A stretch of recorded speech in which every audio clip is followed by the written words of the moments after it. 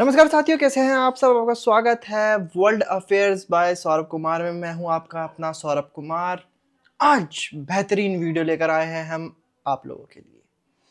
आज का वीडियो बहुत खास होने वाला है और भारत की कूटनीतिक प्रयास यानी डिप्लोमेसी का भी यह एक बेहतरीन वीडियो होने वाला है और हम आपको दिखाएंगे कि कैसे टर्की के ऊपर चोट देने जा रहा है एक बार फिर से भारत। पीएम मोदी जा रहे हैं सिप्रस, जो कि तुर्की का पड़ोसी है। जी हां, जैसे भारत और पाकिस्तान के रिश्ते हैं, सेम वैसे ही तुर्की और सिप्रस के रिश्ते हैं। तुर्की का दुश्मन है सिप्रस, या मैं बोलूं सिप्रस दुश्मन है तुर्की का।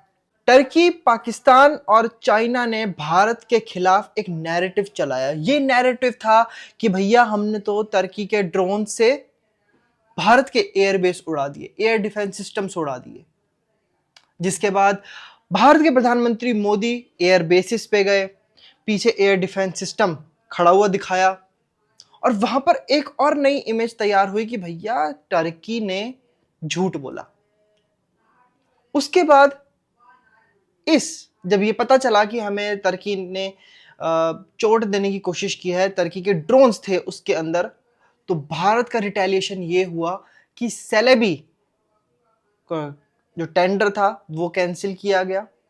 सिक्योरिटी काउंसिल उसकी कैंसिल की गई। जो भारत में सिक्योरिटी चेक्स होते हैं वो कैंसिल कर दिए गए सेलेबी के लिए। वो अपना बिजनेस रन करता है अपने यहाँ पे एयरपोर्ट्स के ऊपर।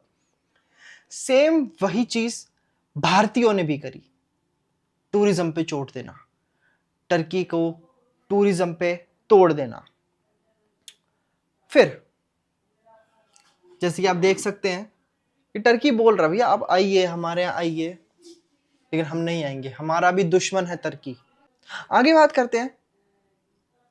एक छोटा सा देश सिप्रस या साइप्रस,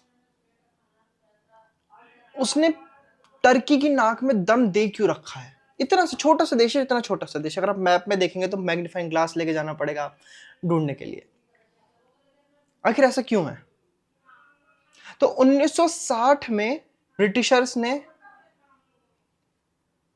सारी दुनिया जीतने के बाद भी हार गए थे, क्योंकि कर्जा बहुत हो गया था उनके ऊपर, और लास्ट में उन्होंने रिहा किया, छोड़ा साइप्रस को।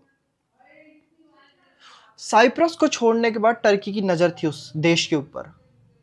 तुर्की ने बोला कुछ नहीं, बोला कुछ नहीं। तुर्की सीधा गया, आक्रमण कर दिया। लेकिन सिप्रस तो वो सोच रहा था, यार तुम तो मेरे दोस्त हो, पंचशील समझौता किया हुआ है, तुम क्यों मुझे मारोगे।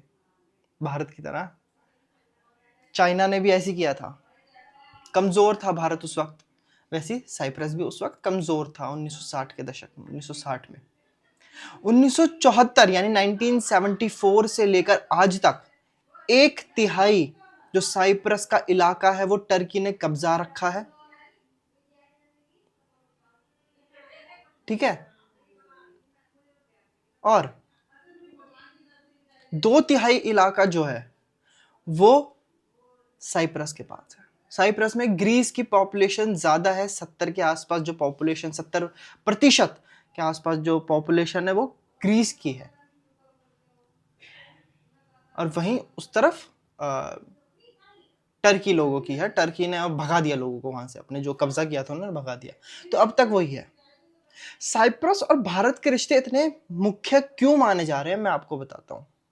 साइप्रस हमेशा भारत के साथ खड़ा रहा है, चाहे वो यूएन सिक्योरिटी काउंसिल्स में हो, यूएन परमानेंट सीट की बात करनी हो तो वो भारत का साथ देता है, भारत के लिए बैक करता है। वहीं भारत भी साइप्रस के लिए बोले तो बैक करता है, वो भी यूएन सिक्योरिटी काउंसिल्स में साइप्रस के हित की बात करता है। अब देखना यह है कि पीएम मोदी वहां पर जा रहे हैं तो वो क्या करने जा रहे हैं। अगर मैं आपको सिंपल वे में बताऊं तो जब एक प्रधानमंत्री दूसरे देश के प्रधानमंत्री से मिलता है या जाता है तो वह कूटनीतिक तरीका होता है। अब मैं आपको बताता हूँ। टर्की ने खुले तौर पर बोला कि भाई हम तो पाकिस्तान के साथ खड़े हैं। चाइना ने भी बोला। अब भारत टर्की को यह दिखाने जा रहा है कि भाई अगर तुम पाकिस्तान के साथ खड़े हो ना, हम भी साइप्रस के साथ खड़े हैं। हम साइप्रस के साथ खड़े हैं। उंगली उठाओगे उसके ऊपर तो तुम्हारी उंगली काट दी जाएगी। तो भारत और साइप्रस के बीच में शायद एक डिफेंस डील हो सकती है। पहले भी हुई थी। एस जयशंकर वहां पहुंचे थे और उन्होंने एक डील की थी। सेम अब एक डिफेंस डील हो सकती है।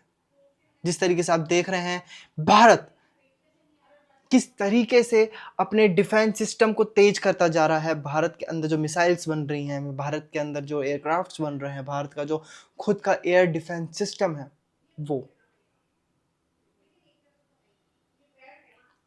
बहुत ही हम एक मैसेज देने जा रहे हैं टर्की को कि भाई ऐसा है, तुम खड़े रहो पाकिस्तान के साथ। अगर तुम खड़े हो पाकिस्तान के साथ तो हम भी साइप्रस के साथ खड़े हैं। और टर्की ने जैसे कब्जा कर रखा है साइप्रस के अंदर, वैसे पाकिस्तान ने भारत के अंदर भी कब्जा कर रखा है पीओजेके में, यानी पाकिस्तान ऑक्यूपाइड जम्मू कश्मीर में। बहुत जल्दी हम पीओके भी लेंगे और साइप्रस को अपना इलाका भी मिलेगा, अपना एरिया भी मिलेगा। आज की वीडियो में बस इतना ही और देखते रहिए वर्ल्ड अफेयर्स। इस वीडियो को लाइक करें, शेयर करें, कमेंट करें और इस चैनल को सब्सक्राइब कर दें।